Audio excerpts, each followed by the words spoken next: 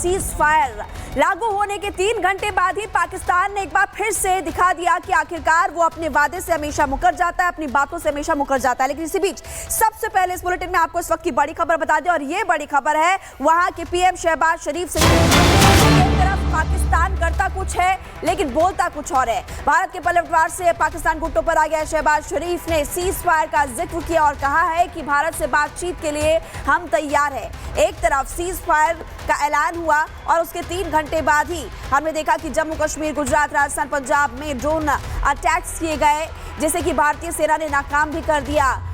कल 11 बजे ही विदेश सचिव विक्रम मिस्री ने ये बात बताई थी प्रेस कॉन्फ्रेंस के दौरान कि किस तरह से सीज फायर का उल्लंघन पाकिस्तान करा। लेकिन अब शहबाज शरीफ ने सीज फायर के लिए बात की है और कहा कि हम भारत से बातचीत के लिए तैयार है। लेकिन दूसरी तरफ आप देख रहे हैं कि लगातार वहां की जो सेना है भारत के अलग अलग रिहायशी इलाकों पर भी ड्रोन अटैक्स कर रहे हैं, मिसाइल अटैक्स कर रहे हैं, और अभी भी पाकिस्तान मानने को तैयार नहीं है। लेकिन वहां के शहबाज शरीफ जो कि पीएम है, सीज फायर का जिक्र करते हुए नजर आए। और हम ये भी आपको बता दें कि पाकिस्तान ने भारतीय सीमा में घुसने की भी कल कोशिश की और भारतीय सेना को फ्री हैंड सरकार ने दिया है। और इसी बीच बड़ी खबर इस वक्त आपकी टीवी स्क्रीन पर गुरसिमरन हमारे साथ जुड़े हुए हैं। गुरसिमरन, पाकिस्तान की कथनी और करनी में दिन रात का अंतर है। वहां की पीएम कह रहे हैं एक तरफ कि हम भारत से बातचीत के लिए तैयार हैं, लेकिन दूसरी तरफ देखा हमने जम्मू कश्मीर, गुजरात, अलग अलग जगहों पर फिर से वही हरकत। देखिए, सबसे बड़ी बात यह है कि आखिरकार पाकिस्तान में क्या उनकी चुनी हुई सरकार की चलती है कि नहीं, ये सबसे बड़ा सवाल है। इसी के चलते जो है हमने देखा कि एक तरफ पाकिस्तान की सरकार जम्मू कश्मीर के लिए मोदी सरकार से बात करती है अमेरिका की मध्यस्थता के बाद, और ये तय होता है कि युद्ध विराम संधि का पालन किया जाएगा और किसी भी तरह का युद्ध विराम संधि का उल्लंघन नहीं होगा। लेकिन जैसे ही 5 बजे कल देर शाम ये संधि जो है इसे स्थापना में लाया जाता है, इसे इम्प्लीमेंट किया जाता है, उसके 1 घंटे के बाद ही युद्ध विराम संधि का उल्लंघन जो है वो हो चुका था। 6:30 बजे, ठीक 1.5 घंटे का समय था जब ये फायरिंग शुरू हो गई, और उसके बाद से हमने देखा कि लगातार लाइन ऑफ कंट्रोल पर भी हुआ। रात 8:30, 9 बजते, 9:15 बजते ड्रोन्स की एक बड़ी वेव जो है वो महत्वपूर्ण सैन्य प्रतिष्ठानों के ऊपर तक आ चुकी थी। एंटी ड्रोन सिस्टम को एक्टिवेट करना पड़ा। अभी तक कई ऐसे राज्य हैं जहां ब्लैकआउट है। आप पंजाब की अगर बात कर लें, राजस्थान की बात कर लें, यानी कि ड्रोन का खतरा अभी भी वहां पर मौजूद है। तो पाकिस्तान की जो सरकार, जो चुनी हुई सरकार है, उसकी कितनी चलती है वो आप समझ सकते हैं कि पाकिस्तान को सिर्फ जो है वो आसिम मुनीर ही चला रहा है, वही अपनी मर्जी से जो है निर्णय ले रहा है, और सेनाएं पाकिस्तान की उसके कहने पर चल रही हैं। नवाज शरीफ हो या फिर शहबाज शरीफ, ये मात्र एक कठपुतली से बनकर रह गए हैं, जिनकी बात जब सेना को लगता है कि उनके हक में है तो मानी जाती है, वरना इनको जो है सेना भी जो है कहीं ना कहीं मुकर रही है, ना कर रही है।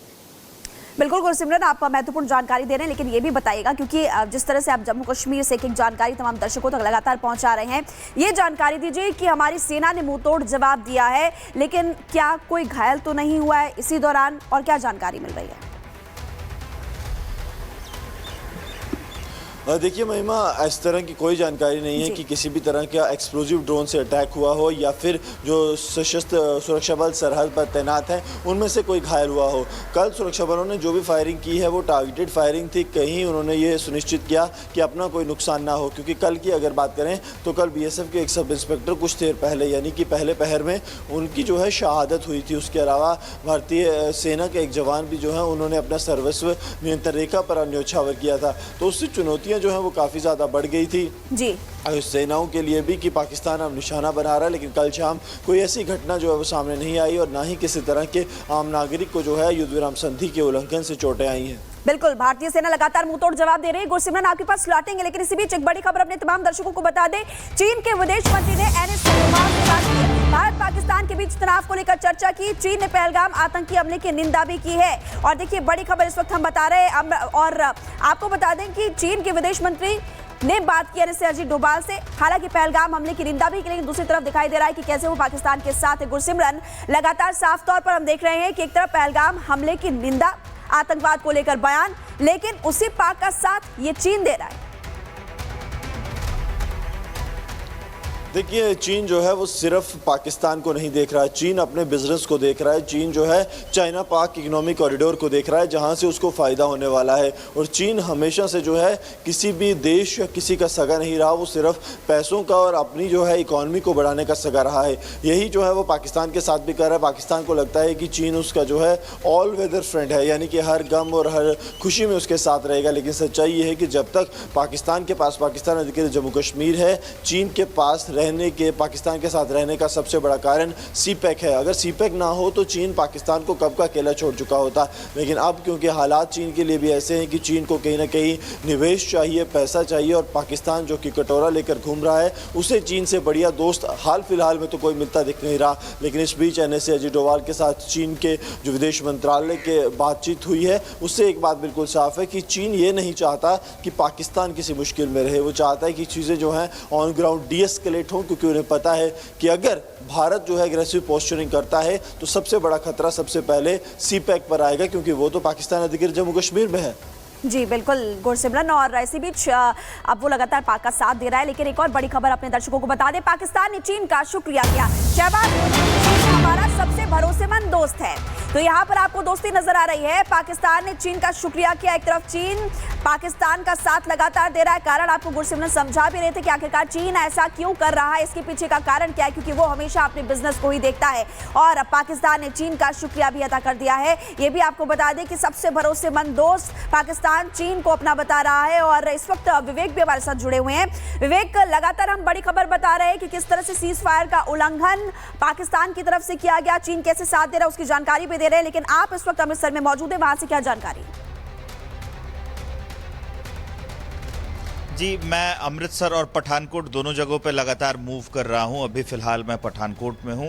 अमृतसर की जब आपने जिक्र किया तो अमृतसर की अपडेट मेरे पास आई है कि 5:24 पर जो है वो बिजली फिर से शहर में रिस्टोर कर ली गई है। लेकिन पूरे रात ब्लैकआउट रहा है और एहतियातन सायरन बजते रहे हैं। कुछ देर पहले, मतलब 5:24 के पहले जो एडवाइजरी आई थी उसमें यह बताया गया था कि पूरे शहर में अभी भी रेड अलर्ट है, लेकिन अभी का जो हाल है वहां पर ग्रीन अलर्ट जो है वो बता दिया गया है। अब आइए पठानकोट पर। पठानकोट में भी हालात वैसे ही बन रहे थे जैसे अमृतसर में थे।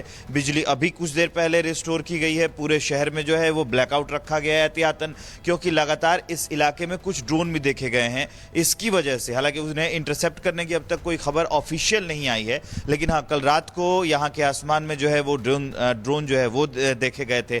तो अमृतसर में अभी किसी हमले की खबर नहीं है, लेकिन ड्रोन वहाँ भी देखे गए हैं। और जो एडवाइजरी है वो ब्लैकआउट की जारी कर दी गई है और लोगों से अभी भी बोला गया है कि वो सतर्क रहें।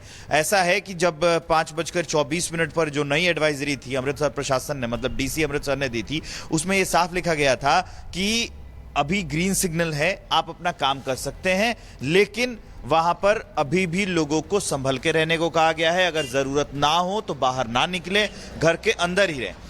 पठानकोट का जो इलाका है वहां पर भी हालात बिल्कुल सेम ही है। कल रात को वैसे जो परसों के हालात थे उसमें 8 बजे जो है पूरे शहर को ब्लैकआउट कर दिया गया था, लेकिन कल जब सीज फायर का ऐलान हो गया तो 8 बजे ब्लैकआउट नहीं हुआ था। लेकिन हालात जैसे ही खराब हुए, सीज फायर का उल्लंघन पाकिस्तान ने किया, उसके बाद 9 बजे जो है ब्लैकआउट कर दिया गया पूरे शहर को। और तब से लेकर सुबह 6 बजे के आसपास तक पूरे शहर में बिजली कटी रही है। अब से जब हमारा जो बुलेटिन है शुरू हुआ है, उससे मुझे लगता है कि 5 से 10 मिनट पहले जो है पूरे शहर में जो है वो बिजली आ गई थी। तो अभी भी एहतियात पूरे शहरों में, जो पंजाब से सटे जो बॉर्डर के इलाके हैं, वहां पर पूरे शहरों में एहतियात जो है वो बरता जा रहा है, क्योंकि पाकिस्तान का भरोसा नहीं किया जा सकता है। और पाकिस्तान के अंदर क्या चल रहा है ये सबको पता है। ऐसा कहा जा रहा है कि जो पाकिस्तान की जो आर्मी है वो शहबाज शरीफ का नहीं कहना मान रही है, जबकि जो सीज फायर का समझौता हुआ है वो जो पाकिस्तान की सरकार है उसके साथ हुआ है। और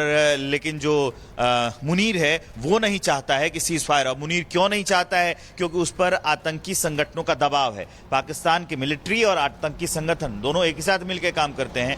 ये दोनों नहीं चाहते, आतंकी संगठनों के दबाव में मुनीर सीज फायर नहीं कर रहा है, शहबाज सीज फायर को तैयार हो गए हैं। लेकिन इसी का कारण है कि अभी भी बॉर्डर के इलाके में ड्रोन देखे जा रहे हैं और सीज फायर का उल्लंघन किया जा रहा है। बिल्कुल विवेक, आप हमारे साथ बने रहिए। गुरसिमरन, आप भी बने रहिएगा। एक बड़ी खबर जम्मू कश्मीर से सामने आ रही है। नगरोटा में घुसपैठ की कोशिश की गई है। सुरक्षा बलों की सतर्कता से कोशिश को नाकाम किया गया। स्टेशन के सतर्क संतरी ने चुनौती दी। स्टेशन पर कुछ देर तक गोलीबारी भी हुई। स्टेशन के संतरी को मामूली चोट भी आई है। घुसपैठियों की तलाश लगातार की जा रही। गुरसिमरन, हम लगातार देख रहे हैं, एक तरफ हवाई हमले और दूसरी तरफ घुसपैठ की कोशिश की गई, लेकिन ये कोशिश नाकाम हुई। पूरी जानकारी दीजिए। देखिए, भारतीय सेना की तरफ से एक वक्तव्य जारी कर कल ये कहा गया कि उनका जो संतरी जो सुरक्षा पर तैनात था भारतीय सेना की 16 कोर के मुख्यालय के पास, उसने जो है 2 संदिग्धों की गतिविधि देखी। जब उसने जो है उन्हें चेताया, उस पर फायर किया तो आगे से एक फायर आया है, उससे जो है कंधे पर चोट आई है। लेकिन वो अब जो है सर्च ऑपरेशन जारी है। इस वक्त हम जो है नगरोटा में मौजूद हैं। 16 कोर का मुख्यालय यहीं पर है। यहाँ पर आप देखेंगे तो किसी तरह की कोई ज़्यादा सुरक्षा बंदोबस्त नहीं किए गए। कारण सबसे बड़ा यह है कि भारतीय सेना ने कल देर रात ही जो है सर्च ऑपरेशंस को अंजाम दे दिया था। बाहरी इलाके में, अंदर के इलाकों में सर्च ऑपरेशन लगातार जारी है, लेकिन बड़ा खतरा जो है वो टल गया है, ऐसा मानिए, क्योंकि अगर वैसा कुछ रहता तो यहाँ पर सुरक्षा के कड़े बंदोबस्त, जिस तरह से कल देर रात इसे छावनी, वैसे तो ये है ही, लेकिन इसे बड़ी छावनी में तब्दील कर दिया गया था, उससे जो है अब बिल्कुल वैसा कुछ नहीं दिख रहा है। तो माना ही जा सकता है कि या तो वो जो संदिग्ध थे वो निकल गए हैं, या फिर सुरक्षा बलों को जो है उस तरह की जानकारी कुछ नहीं है कि वो किस तरह से निकले हैं। इसलिए ऑपरेशंस को हाल फिलहाल के लिए कोई बड़ा जो है वो बढ़ाया नहीं गया। जो मामूली चोटें जो हैं जो भारतीय सेना के जवान को आई थी, कंधे पर गोली लगी थी, उसकी जो हालत है वो भी स्थिर बताई जा रही है।